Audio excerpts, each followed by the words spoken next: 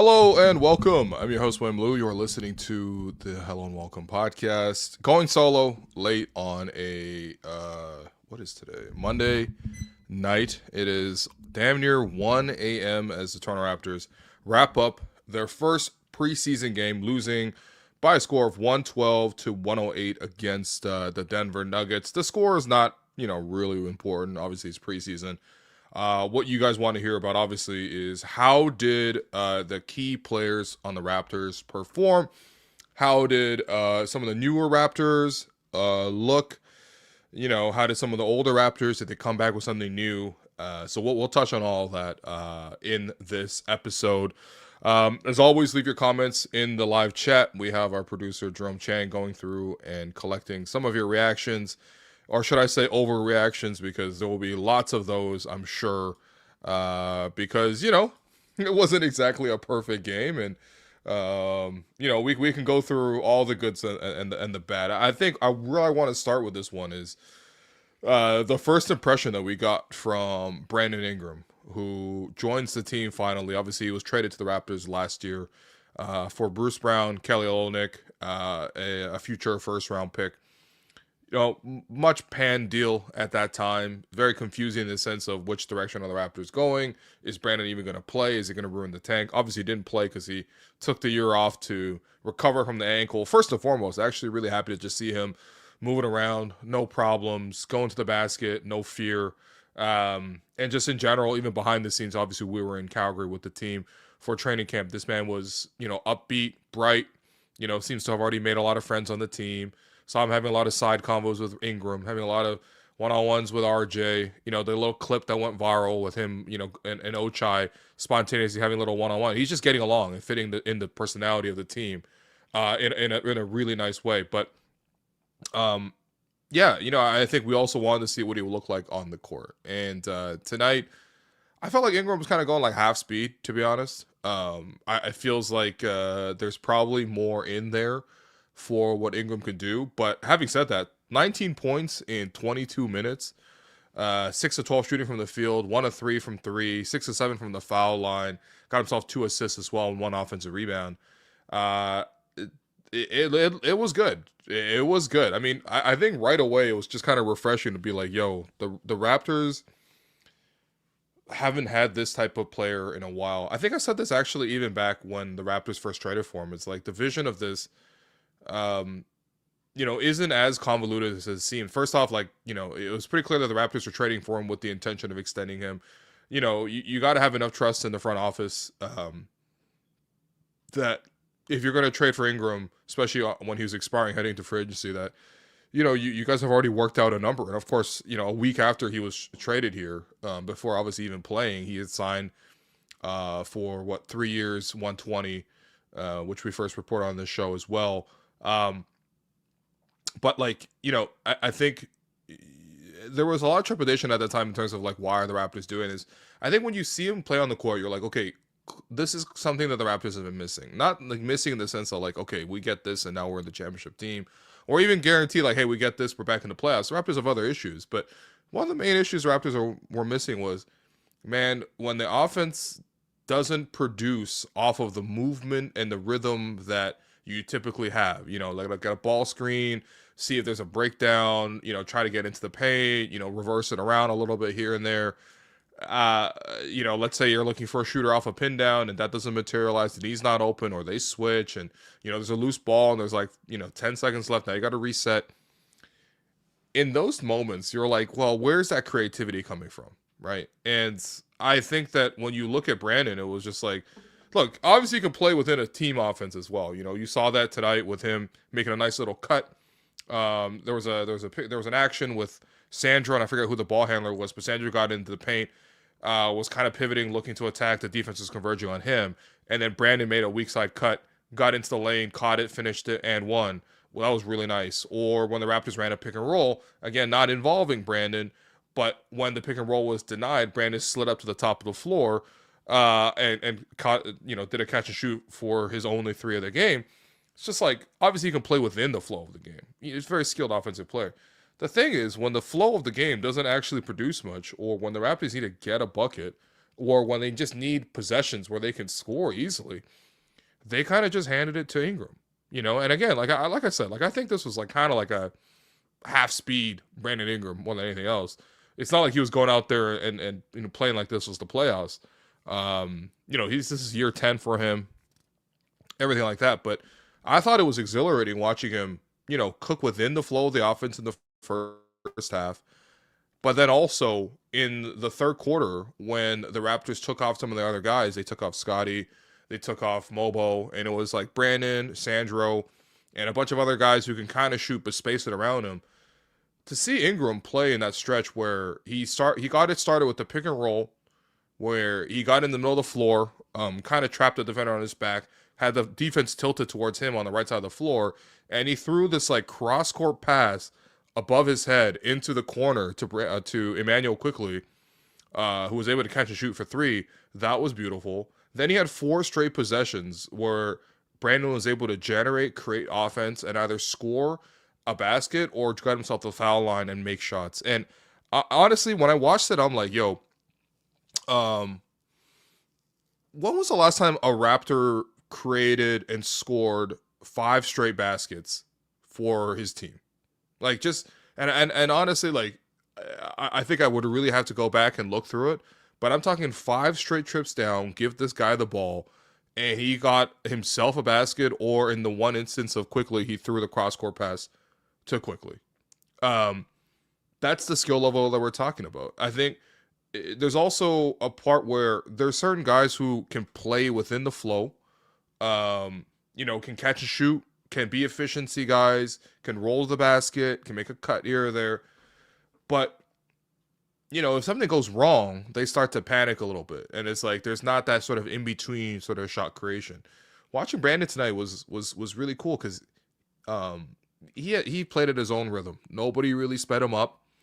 If he got too much pressure on him, obviously he was able to play off of it. There's one play he had at the end of the first half where guys were sort of swarming him all over him, physical. He couldn't get his balance. He kicked it back out, reset, caught it on the perimeter, drove it again, and this time he got himself to the foul line. Like, that sort of like, I'm not going to panic. I have the wherewithal to understand that what shot I want to get to. I have a plan of what shot I want to get to. And honestly, the defense has to sort of account for me, because if they give up an open mid-range shot, if they give up, an angle for me to drive, if they give up an open three, or if they put me on the foul line, Brandon's going to be a guy who can actually hurt that. And again, like, I'm not trying to say that one preseason game is like the savior's here, like Ingram's here, and now he's going to carry us to all these great glories. I can't say that right now because it's one freaking preseason game.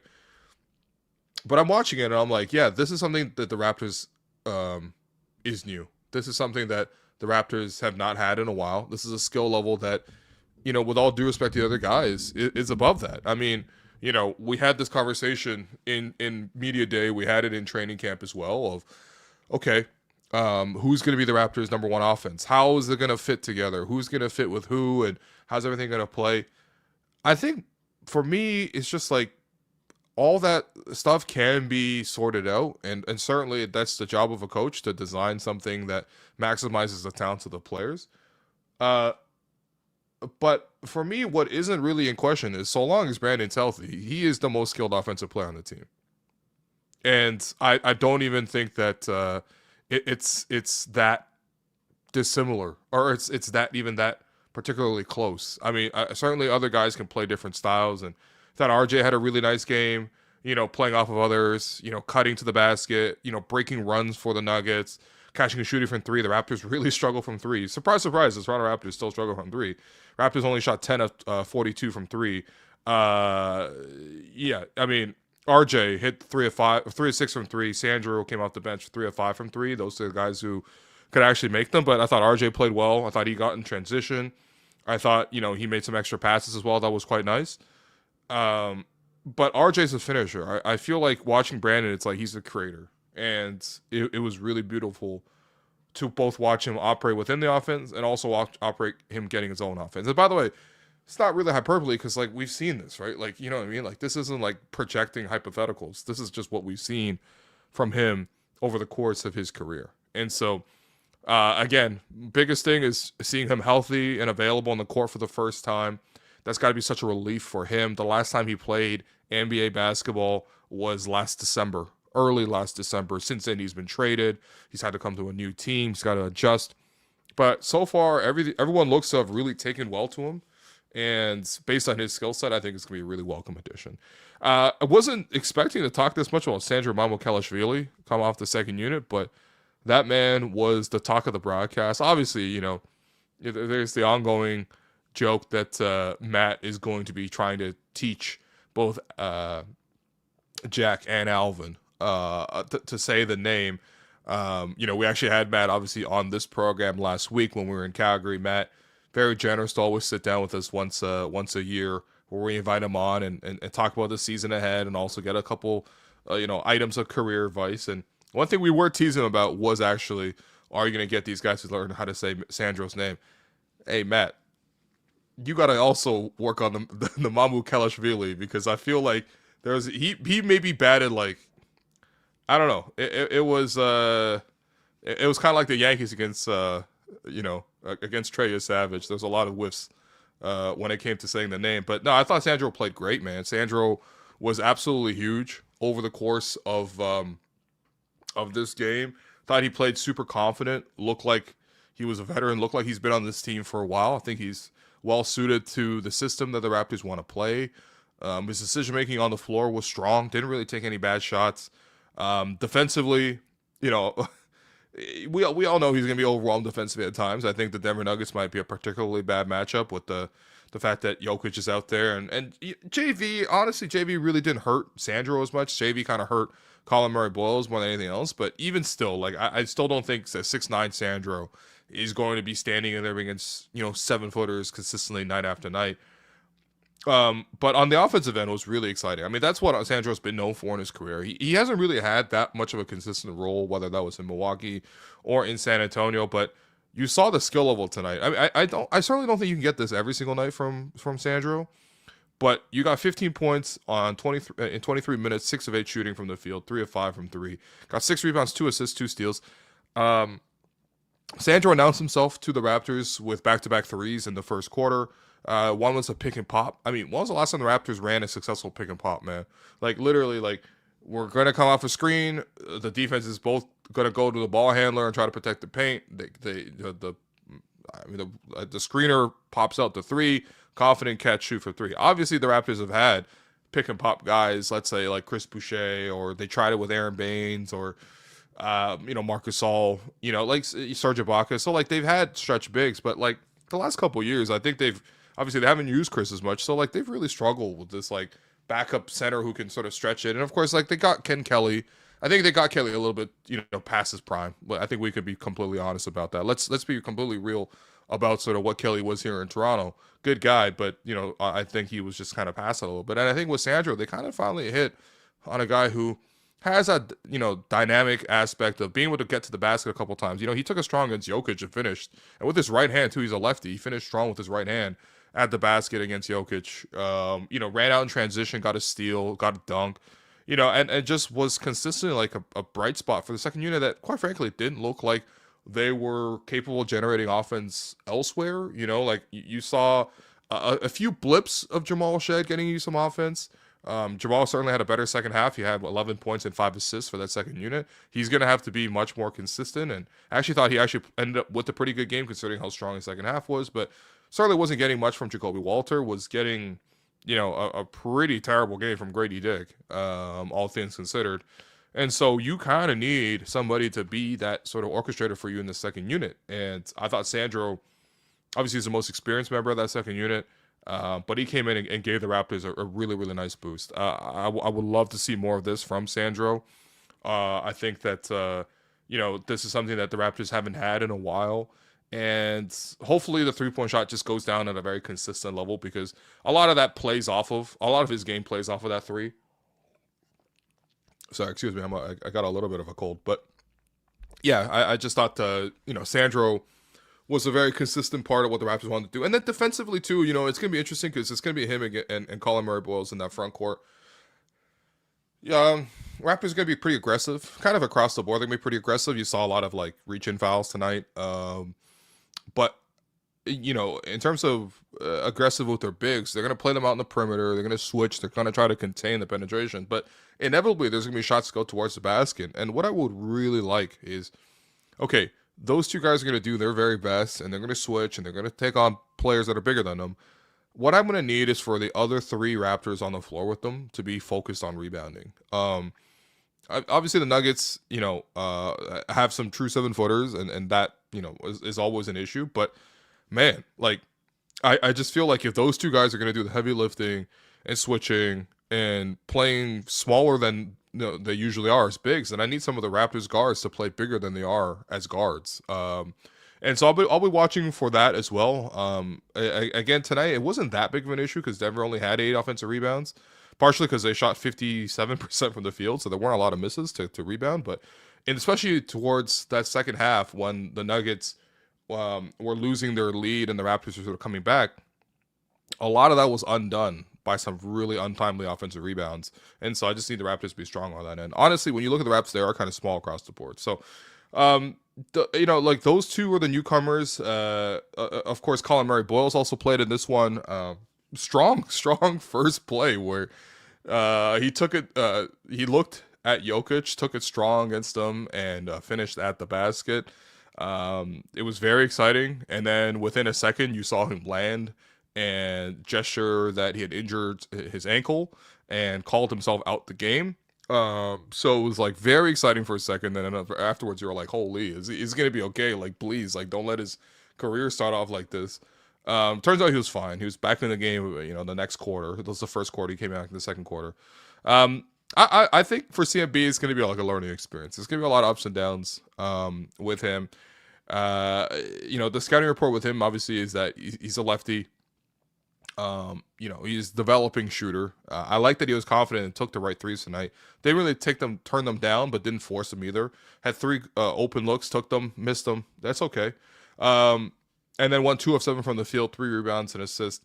For me, actually, the part of the learning curve for me is just how he's gonna be able to play his style of defense. Because if you watched any of his tape in college, he's a very handsy guy, very physical guy. He's always bumping guys, always trying to reach and be a factor with his hands. Very, very strong. The thing with that is you are very dependent on the whim of the referee game to game, and also especially how crafty the opponent is. You can try that stuff with a lot of guys, and you probably get away with it. But you saw how easily Jokic and even Jonas Valanciunas, but certainly 2 longtime veterans, who are like, yeah, this isn't the first time someone's tried to swarm me, man. And if you try to put your hands in the cookie jar, I'm gonna get you into foul trouble really quickly. And I think for CMB's 4 fouls in 17 minutes, I think they were all reach-ins. They were all like, oh, I'm trying to swipe at the ball, and then boom, a little rip through. Even JV got him with the rip through. It's like, dude, like JV's not even gonna shoot it. At least with Jokic, I kind of understand because you want to pressure Jokic as much as possible. You got the crazy. I mean, it's Jokic, right? But JV is like, yeah, if he has the ball at the top of the floor, it's not the worst thing in the world. And whatever. Like, I'm not gonna count out CMB over not be able to guard Jokic and JV. But I do think that there's gonna be moments where he's gonna need to sort of figure out, okay, I can sort of step up the aggression against this guy, and I can scale back. Because actually, I mean, this is so long ago, but if you do remember watching the playoff game where the Raptors in Summer League got eliminated, that game, the Raptors lost to the Sacramento Kings. They had a guy on that team, I believe his name was Mason Jones, but he was like 6'9", 6'10", big body, kind of Kevon Looney type body, and he was just really physical. And CMB in that game also dealt with the same issue where he got into a lot of reach-in fouls, a lot of stuff that's like not even within guarding the basket or slapping the ball or anything, just like being on the perimeter and pressing guys and just getting into foul trouble. He's going to have to find the right balance with that, especially because obviously you got the rookie whistle, but also you got to also understand the reputation and sort of scouting report. There are certainly stronger ball handlers that you got to give a little bit of a leeway to, just like there are weaker ball handlers that I want you to press up on even more. That's all going to come, especially through his first round playing through the league, understanding who's who can do what are the tendencies of each player. And I think from Colin, it comes from a great place, man, because he is going to be like, I don't want him to change the approach. That's the thing. Like, he's going to be making his money in this league as a defender, as a guy who can create a lot of havoc, and not just a defender who like puts a hand up and stays in position, as a guy who does gamble and gets steals and reaches and pulls the chair on guys and puts his body and all that kind of stuff. But that almost is the hardest part, because it's easier to play it straight. CMB's got to be more of a gambler, and I thought tonight he actually got beaten on a couple gambles, or just not even beaten, but just outsmarted. Like, again, like, we're talking about a rookie versus JV, who's a 10-year vet, Jokic, who's a 11, 12-year vet. Like, like, these guys have been in the league a long, long time. So, this is nothing new to these guys. By the way, CMB probably had what I thought was the prettiest play of the game, where he took a strong to the basket, and I think Jokic was trying to cut him off on the strong side of the hoop, and he actually got up in the air and did a reverse finish off the glass, kind of a windmill, and kind of like spun it really high off the glass and got it to drop. I was like, damn, like, that's what you expect to see out of a guard, not so necessarily from a big like Colin. And I just didn't know he had that style of dexterity and that even that creativity to think about that kind of finish. Even when you watch his college tape, where he scored a decent amount too. Like, it's not like this guy was like a 5 point per game in college or something. Like, he's like 16 points. You know what I mean? Like, a lot of his finishes were not that. So I thought that was really cool. Overall, I thought CMB played decently. I mean, in terms of the other guys, those are the I would say the newcomers that really mattered in this one. Obviously, in this game, you didn't have Jakob Poeltl, which the team said he had a sore back, so he was obviously not able to play in this game. Put that aside. I hope Jakob's fine. I saw him play in the open practice, looked perfectly fine. So, maybe he just slept badly in Vancouver. Either way, if there's even borderline injuries, don't freaking play them. But man, it does really lead to some difficult compromises when then you go into a game against Jokic and you don't have a center. And of course, this is where you got to talk about Scotty Barnes' game. On the defensive end, I thought Scotty Barnes did some pretty good things, especially in that sort of end of the first quarter, start of the second quarter, in that range where he was able to come in for a couple of late doubles, and his energy was great. He caused a lot of deflections and steals and got the Raptors out in the break. And because the Raptors' half-court offense was certainly not strong. So, outside of RJ and Brandon, they just weren't getting a lot of good stuff. So, a couple, good plays to pressuring defensively. Scotty had the hardest assignment tonight by far. He had to guard Jokic, and similar to what we've seen against, when the Raptors have played Jokic over the years, whether that was OG famously back in the day, or even Scotty. Scotty's played Jokic a few times too, where he's had to be the primary defender against him. The game plan is like, okay, we're going to front Jokic, and so that means that he's going to sort of let Jokic sort of be on his back. Obviously, he's going to be like pressed up on him, so, he's not going to let Jokic just roll to the basket freely behind him anyway, but he's going to be pressed up on Jokic and try to deny the pass over the top and just deny his touches. You didn't see a lot of Jokic operating in the middle of the floor at the high post, just pinging passes here or there, leaving like space behind him and then just like dropping those beautiful bounce passes and stuff like that. So that's number one. Now, the difficult thing is when Jokic then gets brought into a pick and roll, because usually in the pick and roll, if you're playing a big who's screening for a ball handler, you're obviously, the defender is usually behind the play or even at the level of the play. In this situation, because Scotty's fronting Jokic so much, when the screen came, Scotty's like in front of Jokic on the screen. So it's almost like the screen's not even necessarily being used. And so I thought the Raptors maybe were trying to switch that, where, okay, fine, if Scotty's already ahead of the Jokic, then maybe the ball handler's defender takes Jokic and Scotty switches onto the ball handler, and we can go from there. Maybe that was the ideal plan. Certainly didn't see a lot of that, sometimes because, like, Quickly was guarding Jamal, and it's like, okay, you're not exactly going to switch quickly on a Jokic. You're kind of screwed that way. So second half, I thought you saw a lot more mobile guarding the ball on the pick and rolls, and so they can switch more of those. But either way, they were screwing that up over and over and over again. And I don't even blame Scotty for that, because he's doing the hard part. He needs help with his team. And you just kept seeing wide open threes. And like, you probably see wide open threes no matter how you guard Jokic. But yeah, that's how Denver got out to the lead, and they kind of held that for the whole, first half. Was just it was just so easy. Like the Nuggets would screen, the Raptors would screw up the pick and roll coverage, and Jokic himself wasn't actually scoring that much. Although he did have, wow, he still had 17 points on 5 of 5 shooting, 7 of 9 from the foul line. Unbelievable. What a player.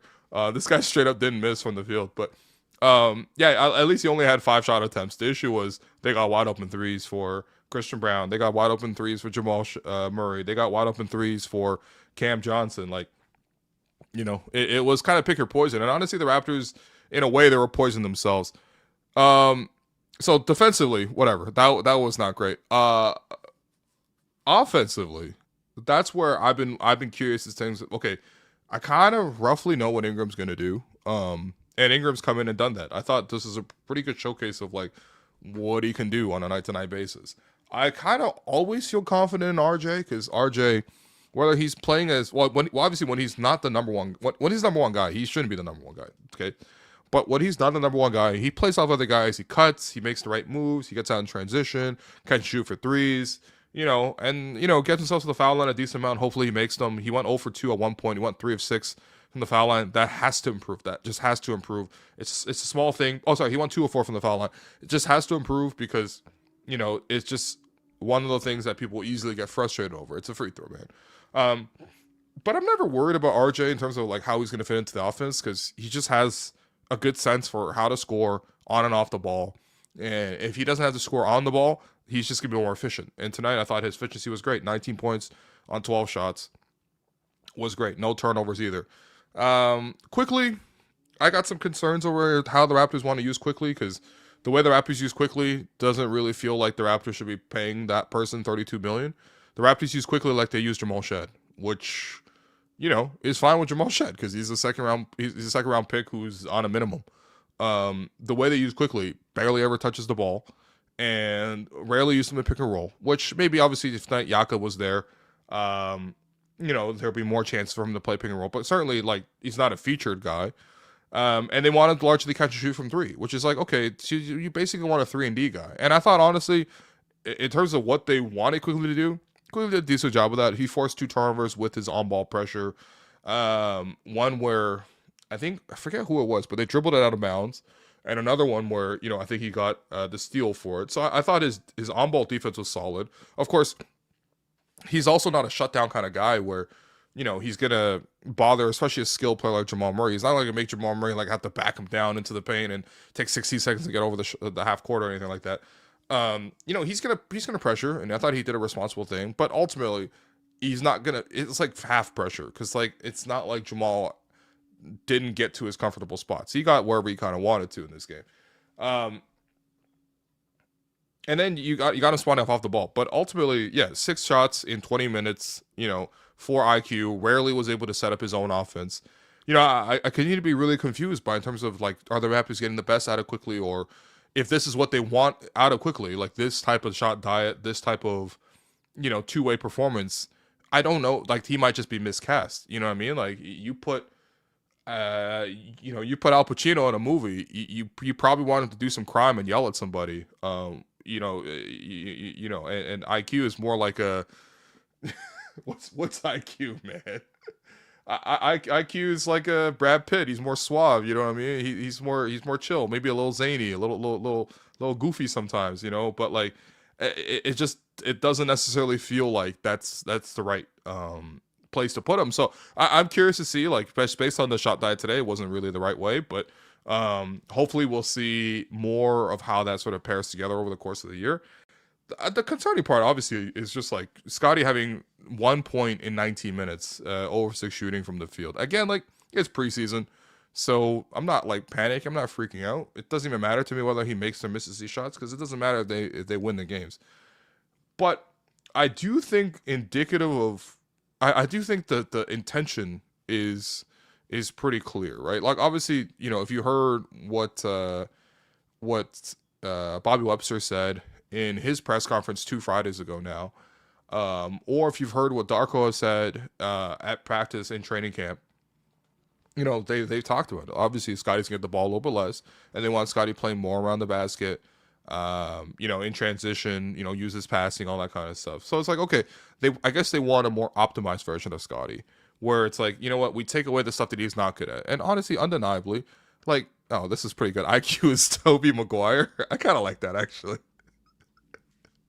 Yeah, or IQ is Tom Holland. Yeah, exactly what you mean. Like, you wouldn't cast Tom Holland to play a role that you want Al Pacino to play. You know what I mean? Like, it's just entirely different. Anyway, going back to Scotty, it's like, okay, so they want to change his role this year. First off, I thought that was big news. First off, because if we've seen anything in the last 3 years of this Raptors organization, is they have moved heaven and earth to make Scotty Barnes the feature, the centerpiece, everything. When Darko had his infamous rant, obviously in LA, he made sure he had the wherewithal during that rant to push Scotty Barnes for All-Star, because he also said in the middle of his rant that Scotty Barnes can be the face of this league. And obviously, like, I don't know if he meant it in the sense of, like, in full earnest, like, this is what's going to happen. He's going to be like a top 5 player in the league. But I think the intention was to build and give every opportunity to do that. This year, you're seeing a departure from that, largely because you're bringing in a player like Brandon Ingram, who is just, like, definitively a more skilled scorer, right? We could talk about the other stuff. Not even saying he's a better player than Scotty Barnes, but in terms of just pure scoring, obviously a better scorer, right? And the Raptors offense has really, really struggled. The last couple of years, Raptors have had a lot of assists that lead to a bottom 5 offense. That's just been year after year after year after year. So we're changing the role for Scotty. Okay. Even in this particular game, I understand, because you're having him guard Jokic, and that takes a lot of energy and, all of that. But what you didn't see hear much tonight is just the impetus to give Scotty the ball and let him attack and let him create. We saw him, make a couple nice passes. That's always been something within his repertoire. But to see him only take 6 shots in 19 minutes, I believe 5 of them were jumpers, like 0 of 2 from 3, open once, but he missed them. And then mid-range jumpers a lot of those were just mid-range pull-ups. Like, that also is, like, that's just really runs counter to what he should be doing, right? Like, I think they've talked about they want to use him more in the pick and roll setting. One thing you've seen from Scotty over his career is, like, he can play the pick and roll, but he's certainly not a pick and roll guy. Like, it's not like, certainly he's not the screener diver type. You know what I mean? Like, you're not throwing the ball, like, he's not DeAndre Jordan. Again, you're getting into an Al Pacino casting situation where this is just not the right role for him. I think you would probably like to run him as the hub, and maybe you see some of the actions where, he gets it at the high elbow, I guess the at the elbow, and he runs some dribble handoff actions, or even on the 3-point line, where I guess you're probably not as worried about his 3-point line dribble handoffs, because you can just sag off of that a little bit easily, because he's not a threat from 3. But tonight, like, you didn't even see much of an attempt. You know what I mean? Like, he got the ball because he's one of the 5 players in the starting lineup, and he gets the ball a decent amount. But you look at who got the shots. Mobo had the same amount of shots as Mobo at 6. IQ already talked about it. I don't think, like, they're using them right, but, like, still 6 shots for IQ. RJ got 12. Ingram got 12. That's the starting 5. Like, and so, this is in a game where there's no Jakob. Honestly, based on how Jakob is skilled wise in Mobo, I think Jakob will probably come in and take more than 6 shots as well. It's like, what was even the intention of Scotty's offense in a game like this? Again, I'm not critiquing the performance. I'm not critiquing Darko. I'm not critiquing Scotty. It's not about a make or miss league or anything like that, because, it's preseason and it's one game. So, like, I'm not doing that. But when I watched this game, I was just confused. Like, what do they even want him to be doing? Because a lot of it wasn't even the right shots, right? Honestly, like, if you're going to talk about we're going to win this year, we're going to optimize it, some of these mid-range pull-ups, kind of out of rhythm, kind of just like I haven't shot in a while, let me take one. It's not particularly strong. Like, I know he improved in the mid-range shots last year, but it's still, like, just in general, not the greatest thing to be taking a bunch of mid-range shots, especially contested. If the idea is you want to screen and roll to the basket, rarely saw those. Even screen and roll where Scotty's making the extra pass to a guy on a short roll, you didn't even see a lot of that. And then in terms of getting on the basket in transition, getting on the offensive glass, using his size, again, 5 of his 6 shots were jumpers. So to me, it's just like the vision of it looks confused. I know the last couple of years they've been featuring. Let's give them every opportunity. We'll experiment. We'll sacrifice entire seasons and move on all-star players to experiment with this. But at least I understood the intention. It's like, okay, we're going to feature and see what we got. In a game like this, and I'll be watching, because the Raptors obviously have 6 preseason games and then 82 games afterwards in the regular season. What is the intention of sort of how you're going to use them? Because when I watched the game like this, I'm like, you know what? He did not feel like a featured guy. I saw Brandon getting featured, and even RJ didn't really get featured that much, but obviously RJ knows how to score, and he got himself open. I don't think he took maybe one bad shot, one bad drop to the basket, right? So I want to see what the plan is, because the last couple of years I've known it, and this year it's a new one. So I'm curious to see what that looks like. So everyone else, Grady had a tough night. Jacoby had a tough first half, stronger second half. Chucky played ahead of Elijah. I really like Chucky's defense. He had 4 steals tonight, which leads all players in the game. Shamshay remains out. Ochai got a couple plays off.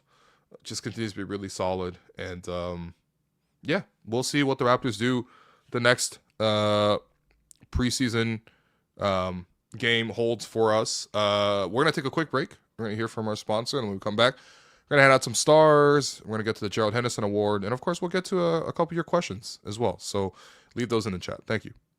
This show is brought to you by Simply Spiked. Will, I know summer's over, but you are not done with Simply Spiked, are you? No, absolutely. This is my preferred drink of choice, as you know. What do you prefer? What is your favorite flavor? Is it the lemonade? Is it peach? Is it limeade? Number 1 is actually the blueberry, which I tried looking around my house. I don't even have anymore. Well, good to know. It's not even anything I listed there. Hello and welcome, fans. If you're not sure what flavor you want to get yourself a variety pack so you can try each flavor. It really is the ideal drink for any occasion, from hanging with your friends to catching this upcoming Toronto Raptors season. Nothing will get you feeling refreshed and ready for the season like Simply Spiked. Fall is approaching, but there's no need for pumpkin spice when you got Simply Spiked. Oh, very good. But no. Thank you. I know this is an ad, but Will, you really love your Simply Spiked. Absolutely is not a joke. I'm not kidding. Pick up Simply Spiked at your local liquor store for your next hangout. Must be legal drinking age. Celebrate responsibly. Okay. Let's get to some of your questions. So appreciate you guys for leaving them into the chat. Drum Chang, what we got for us, man? First one from Nesta. Fun first game. Miss watching Raptors basketball. Don't read into anything, folks. It's just preseason. Yeah, honestly, I had a really good time watching this. It was really, really, I didn't. What am I gonna say? It's on the West Coast, and obviously it's a showcase game for the fine folks in Vancouver. I hope you guys had a really good time with it. There's certainly a great atmosphere. It looked like on the television. But I was just like, man, when is it gonna be 10 o'clock already, man? I want to watch my team play. And honestly, I was pretty excited. I really wanted to see sort of how the new guys looked. I want to see how they look together. Obviously, I got a sneak peek at it while watching open practice in Calgary. But that's Raptors versus Raptors. I want to see them against other teams. And I just thought they looked. They certainly have an identity. I didn't even mention this, but certainly their pressure defensively was very strong. They forced a ton out of turnovers. 31 turnovers out of Denver Nuggets. How do you lose a game where you have a 31-11 turnover advantage, man? I mean, damn it, man. I guess the Raptors only lost by a couple points, but they shouldn't have lost this game based on how strong their defense was at times.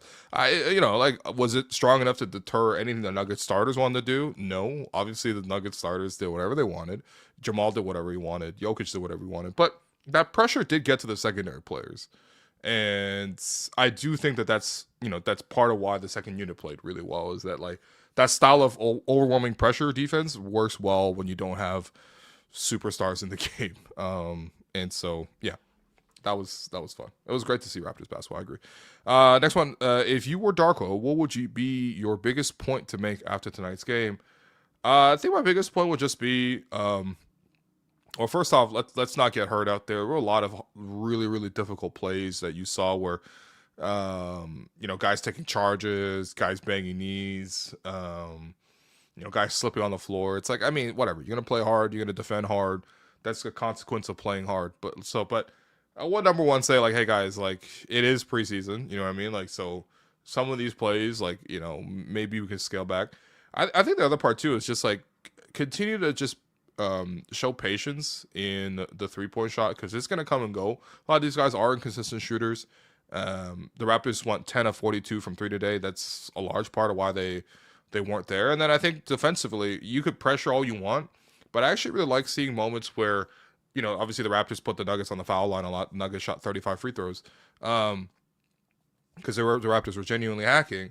And you saw a lot of moments where Darko would be like, no, come over here. And he was explaining to, I saw 2 instances, Colin and Jamal, where he brought those young guys over and he was like, look, I know you're upset. You were competing. You thought it wasn't a foul and your intentions were good, but here's why you fouled. You know what I mean? And it's stuff like that where it's just like finding the right balance, because it's going to be really hard to pressure and play this type of defense. And it's going to be extra frustrating when you know, you obviously you're trying to do the right thing, but you go too far and foul a guy. Like, so I think just more patience in general is needed. You know, that's all there kind of is. Next one. Do you think the starters can sustain the high level of defense, high intensity defensive scheme all season?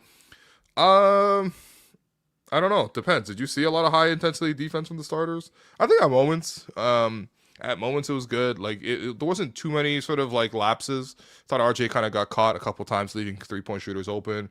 I thought IQ really didn't do much at all to deter Jamal Murray. I mean, he shadowed him over from the full length of the court, or the 3/4 court, let's say. But you know, certainly wasn't, again, stopping him from doing anything he wanted. But yeah, I mean, it's high intensity defense from the starters. Like, yeah, I kind of expect that from the second unit, honestly. The starters, I would love to see it. I think Scotty's going to bring the intensity. I think, you know, he's going to keep it high. He's going to, you know, clap and cheer for his teammates and, you know, just try to maintain the level of intensity both when he's on the court and even when he's off the court. They're certainly making IQ pressure more. You know, we'll see. I thought he actually, again, like, actually, I really have no issues with how IQ played this game in terms of just, like, his performance within it, because I thought he was fine. Like, he forced 2 turnovers, like, with his pressure. I like that. But, yeah, in general, I think that, you know, first off, I would definitely love to see it not against Jokic. Okay? That's number one. He's a freak of nature. And number two, I would like to see it also with Jakob in the game, too. Because I did think that some of it was like, okay, if we're going to pressure, then we're going to get beat, then we got to overhelp because we have no real rim protection, and then there's open 3-point shooters. Hopefully with Jakob in the game, even if they do get beat a little bit, they could still trust that he can erase a couple of mistakes in the back. But yeah, like I agree with what Chanel said here afterwards too. I think they try to pressure ball handlers, but they couldn't really keep anyone in front. And I do agree with that. You know, especially I think for the first unit. I think once the intensity of the game kind of ramped up a little more as the game went on, so the Raptors did a much better job of corralling ball handlers. But yeah.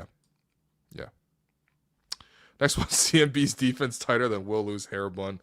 Yeah, I try not to keep it too tight, you know what I mean? Like, you know, the last thing you really want is a lot of breaks. You know, especially when I already got thin hair. So, but yeah, you know, it's CMB, man. I'm excited to watch him. Next one, Mamu, future fan favorite. Might already happen, man. I think Mamu's done a lot. If you've seen him on social, you know, he's been active, man. This guy's already been at a TFC game. He's been at a Jays game. He's been a great interview to everybody who's asked to interview him. Obviously, we interviewed him back in Summer League, and again, just a positive guy. You know, it's really cool that actually him and RJ played on the same high school team together at Montverde, so they even have a connection there. Mamu also quietly speaks 4 languages, which I find very impressive. Obviously, it's pretty impressive, but he lived in Italy, so he speaks a little Italian. He speaks Georgian. He speaks English, obviously, and he speaks Russian as well. So, yeah, we have a you know, multilingual king. That was really cool to see from him. Richard says, I bought my boss a Simply Spiked and he offered me a promotion the next day.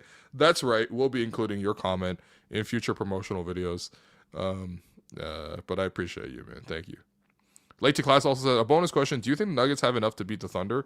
Yeah, I mean, the Nuggets. Okay, so I was watching the Nuggets on the plane back from Calgary to Toronto on Saturday night when I was coming home. And there's free Wi-Fi on the plane, so I was like, okay, cool. I'm gonna watch some like League Pass, and the Nuggets were playing the Timberwolves. Now the Timberwolves didn't have Jaden McDaniels, they didn't have Anthony Edwards, so whatever. But they were still taking it to the Nuggets, and I was like, okay, is this preseason or not preseason? I think the number one thing I noticed was just, look, the Nuggets certainly are very. I mean, I think they got better than last year. And last year they already took the Thunder to 7 games. And when you upgrade the bench from some of these young guys who, quite frankly, are not reliable or even that good, and you get proven contributors like, Bruce Brown, JV, Cam Johnson, even Tim Hardaway Jr. Like, these guys are all like certainly better than the players they replaced. The one thing that when I watch the Nuggets is like, outside of the small forward position with Aaron Gordon, or I guess he's a power forward, but outside the power forward position with Aaron Gordon and Peyton Watson, this team's just, I guess Christian Brown as well, seems just not that athletic. I think that's the part to me. I'm like, okay, Jokic makes up for a lot of it with his like handsiness, and he slaps the ball away and stuff like that. Does honestly a decent job defensively. Like most times, it's not even a problem. But especially in the backcourt, like obviously you got Christian Brown guarding the ball handlers, and he's been great, by the way. I thought he was awesome tonight. Wow, he didn't even miss a shot tonight. 8 of 8 from the field. Yeah, he was amazing. But I was watching the game, and I'm like, yeah, I don't know, especially that second unit, like older and just not that athletic. So I do think that there's certainly advantages that teams like OKC or even the Timberwolves, who have always had the Nuggets number. Obviously they had that 7-game series where they beat the Nuggets 2 years ago. Like that's part of the reason why they overcome a team like this. Is just Denver's a little older, lower. Welcome back, Raptors. You're a miss. Wait, hold on. How do you pronounce Calgary? Wait, what's the right pronunciation for Calgary? Calgary? Wait, have I been tripping up on Calgary this whole time? Jalen, let us know, man. Is it like 3 syllables or 2 syllables? What's it supposed to be? Yeah. So okay. Yeah. I mean, I see a lot of people crashing about Scotty. Guys, can we just go through? I mean, we're gonna have lots of time all year to have fights about Scotty Barnes, man. But I don't know. Honestly, fighting about Scotty might be my least favorite part of Raptor fandom. I understand it's very important to discuss the most important player on the team and the most highly paid player, and he's been the featured player, so like it's inescapable. But man, like these conversations, I gotta say, like it's Calgary. Is that Calgary? This was a quick Google search, so I'm not 100% sure, but this is what I found from that. Also, it says that's the American pronunciation. Let me do the drop down and see if that changes that 1 second. Calgary? Goodness, man.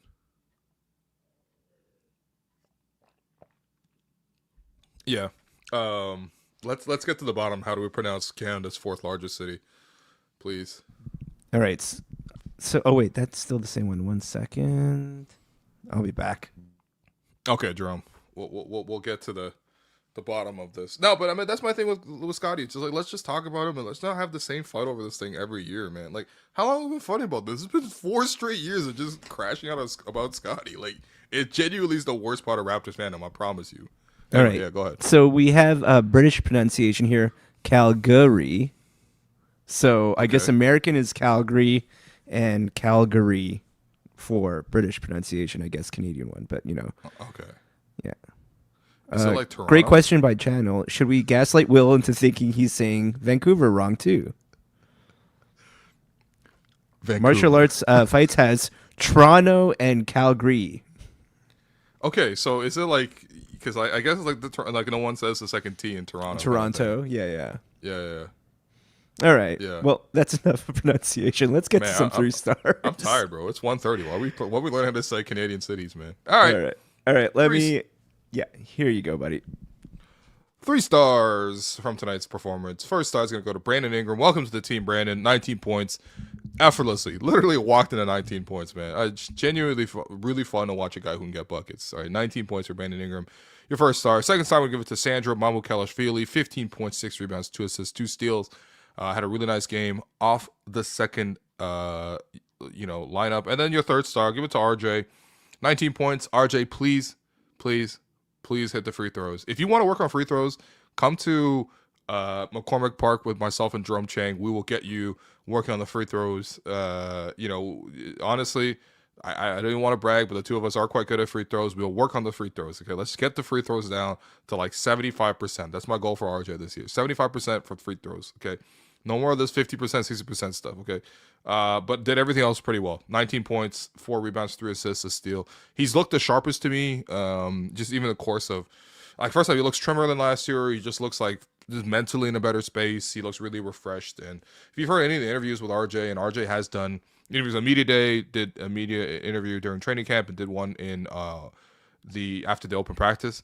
He's in a great mood. I was really, really hoping to sit down with RJ as well, just because I think his side of the story is interesting, man. I mean, we just keep overlooking this guy. All the trade talks mention RJ. He's talked about it, how, it doesn't really bother him, and he just wants to be a Raptor for a long time. And honestly, he accepts every role. It's like, okay, then we got Ingram in, so you're no longer like the number. You move down one peg in the order in terms of the pecking order. Does it look any different? He does the same thing, and he gets more efficient. That's pretty cool. So, your Gerald Henderson Award winner for who torched the Raps, that's got to go to Christian Braun. 19 points on a perfect 8 of 8 shooting from the field, 3 from 3. Yeah, Christian Brown's awesome, man. Like, he's exactly what this team needs. Point of attack defender. Obviously, he was the guy guarding Harden in last year's playoffs when they went 7. He was the guy guarding Shea when they went 7. Did a really good job of both those guys, man. Tough as hell, really physical. He's now grown a full set of facial hair, which I think has only added to the badassness of Christian Braun.